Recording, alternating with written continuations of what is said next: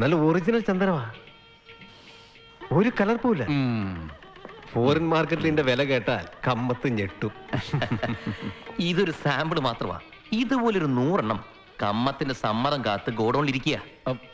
നമ്മുടെ അപ്പൻ നമുക്ക് പറഞ്ഞു തന്നിട്ടുള്ളത് സത്യസന്ധമായി ബിസിനസ് ചെയ്യാനാണ്. ഇന്ന് വരെ ഒരു ബ്ലാക്ക് മാർക്ക് നമ്മുടെ എക്സ്പോർട്ടിങ്ങിൽ നമുക്ക് വീണിട്ടില്ല. സത്യസന്ധമായിട്ട് ബിസിനസ് ചെയ്താൽ കമ്മത്തിന് എന്ത് കിട്ടും? ഒരു ചെറിയ കമ്മീഷൻ. പക്ഷെ ഈ ഡീലിൽ കമ്മത്തിന് കമ്മീഷൻ 10 ഇരട്ടിയാ. ഇത് ഞങ്ങൾ അഡ്വാൻസ് ആയിട്ട് തന്നേക്കാം. പിന്നെ ഫോറിൻ മാർക്കറ്റിലെ ലാഭത്തിന്റെ പാതി. എന്താ ഈ കച്ചവടം ലാഭം? തിരുമുൽദേവാ, നിങ്ങൾ നമ്മളെ വല്ലാതെ പ്രലോഭിപ്പിക്കുന്നു.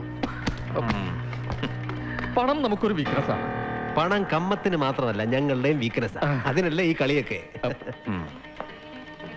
അമീർ ഭായ്, കുഴപ്പമൊന്നും വരില്ലല്ലോ. ഞങ്ങൾ ഈ ബിസിനസ് ഇന്നോ ഇന്നലെയോ തുടങ്ങിയതല്ല. കമ്മത്തിന് ഒരു കുഴപ്പമില്ലാതെ ഞങ്ങൾ നോക്കിക്കോളാം. അപ്പാ, നമുക്ക് വളരെ കാശ് കിട്ടുന്ന കാര്യമാണ്. കോപപ്പെടാതപ്പാ, മன்னிക്കണം.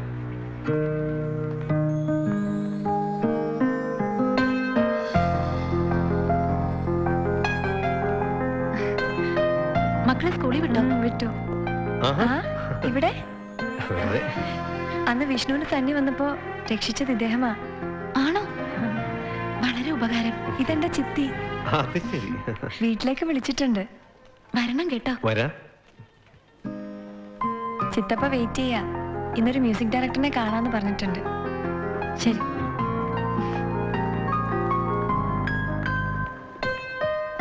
എന്താണ് ഞാൻ അറിയാത്തൊരു പുതിയ സൗഹൃദം?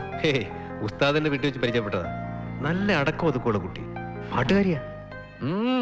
എല്ലാം അറിഞ്ഞു വച്ചിരിക്കുന്നു. ഷോറൂമിൽ നിൽക്കാൻ നമ്മൾ പറഞ്ഞതാ.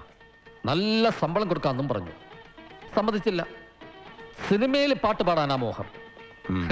പക്ഷെ അതൊക്കെ എങ്ങനെ നടക്കാനാ? ആരെങ്കിലുമൊക്കെ ഒരു ലിഫ്റ്റ് കൊടുക്കാതെ സിനിമയിലൊക്കെ പാട്ട് പാടാൻ പറ്റുമോ? ആരെങ്കിലും ഒരു ലിഫ്റ്റ് കൊടുത്താലോ?